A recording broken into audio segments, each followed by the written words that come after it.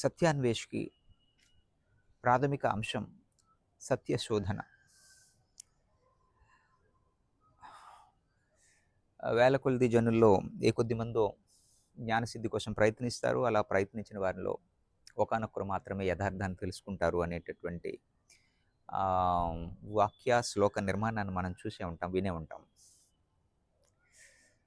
ఇక్కడ సత్యాన్వేషి ప్రధానంగా తెలుసుకోవాల్సిన విషయం ఏంటంటే, సత్యం యొక్క ప్రాథమిక లక్షణం ఏంటి? సత్యాన్ని సృష్టించలేం, నాశనం చేయలేం. ఇక్కడ సత్యం అనేది అల్టిమేట్ ట్రూత్ అంటాను నేను. కొంతమంది వారి పరిభాషలో దేవుడు అంటారు.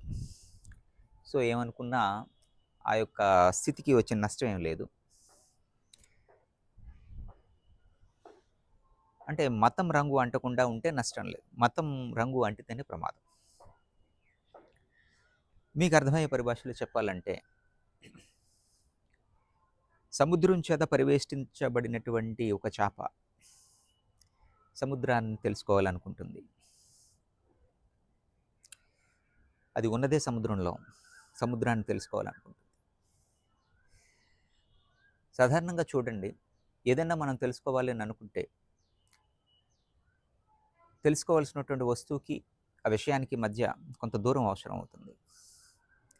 ఇక్కడ చేప సముద్రం గురించి ఎప్పటికీ తెలుసుకునే అవకాశమే ఉండదు, ఎందుకంటే అది ఉన్నదే సముద్రంలో. అలాగే ఇక్కడ మనిషి కూడా సత్యం చేత పరివేష్టించబడి ఉన్నాడు. అంటే మీ పరిభాషలో చెప్పాలంటే భగవంతుని చేతనే, భగవత్ చైతన్యం చేతనే పరివేష్టించబడి ఉన్నాడు. నేను ఇక్కడ భగవంతుడు అనే మాట నేను వాడను, మీకు అర్థం అవడం కోసం మాత్రమే ఉపయోగించాల్సి వస్తుంది. దీన్నే చాలామంది నేనైతే బుద్ధ చైతన్యము అంటాను, చాలామంది క్రీస్తు చైతన్యము, కృష్ణ చైతన్యము అని కూడా వాడుకోవచ్చు. ఏ పదం వాడినా ఆ సత్యం యొక్క లక్షణం మారే అవకాశం లేదు, నష్టం లేదు. ముందే చెప్పాను, మతం రంగు అంటించినంత వరకు దేనికి ప్రమాదం. ఆ సత్యం చేతే మనం పరివేష్టించబడి ఉన్నాం కాబట్టి ఆ సత్యాన్ని తెలుసుకోవడం ఎప్పటికీ సాధ్యం కాదు. మీకు చెప్పాల్సిన ముఖ్య ఉద్దేశం అదే. ఉన్నదే ఆ సత్యంలో, ఇంక తెలుసుకునేది ఏది?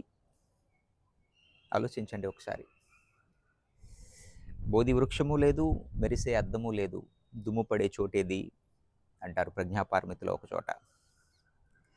సో సత్యాన్ని తెలుసుకునే మార్గం ఏమిటి? సత్యం ఏమిటి? ఉన్నదే సత్యంలో.